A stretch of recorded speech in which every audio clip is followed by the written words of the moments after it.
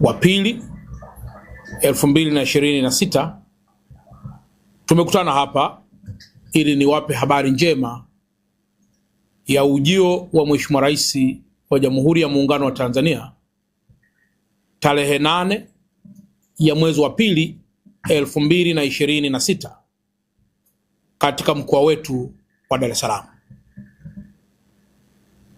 Dr. Samia Suluhu Hassan, Rais wa Jamhuri ya Muungano wa Tanzania, ametupatia heshima kubwa wana Dar es Salaam kwa kufanya ziara tarehe 8 ya mwezi wa pili 2026 kuanzia saa 2 asubuhi kwa lengo la kuja kuzindua soko la Kariakoo.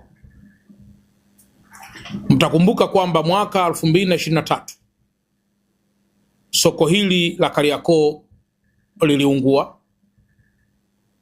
na baadaye Mheshimiwa Rais kupitia ofisi ya Rais Tawala za Mikoa na Serikali za Mitaa ya wakati huo alitoa maelekezo ya haraka ya kuhakikisha soko hilo linarudi haraka kama lilivyokuwa na ikiwezekana kuliboresha zaidi.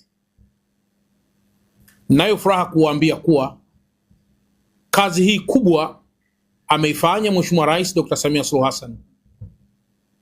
Ameleta fedha zaidi ya bilioni 28 ambazo zimekarabati soko la zamani na kujenga soko jipya. Ndugu waandishi wa habari, mtafahamu kwamba katika soko lile wakati linaungua walikuwepo wafanyabiashara.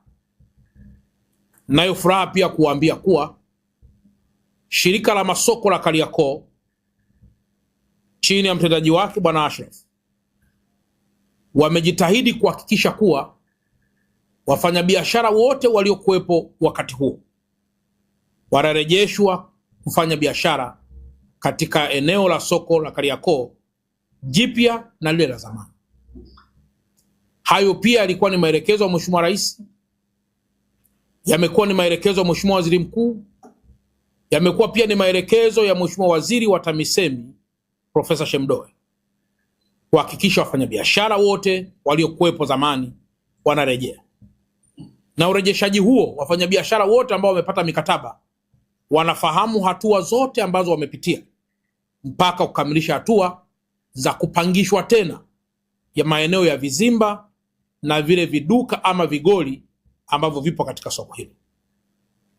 Maboresho ya soko hilo, ndugu waandishi wa habari, yameongeza tija kubwa. Tumepata vizimba na fremu au sehemu za kufanyia biashara zaidi ya 1500. Lakini zaidi pia wafanyabiashara wa zamani ambao wataingia pia katika soko hilo watakuwa ni zaidi ya 1000.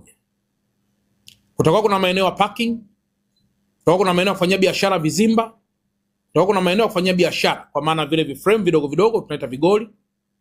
Kutakuwa kuna maeneo ya ngazi yanayopandisha kwenda floor ya kwanza, pili, ya tatu kwa soko jipya, maeneo ya machinga.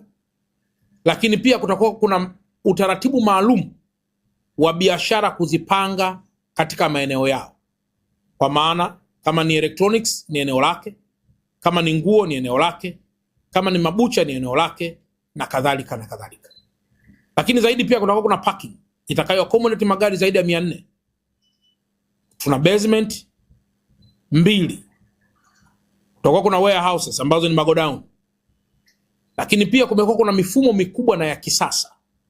Kuna CCTV cameras na kadhalika.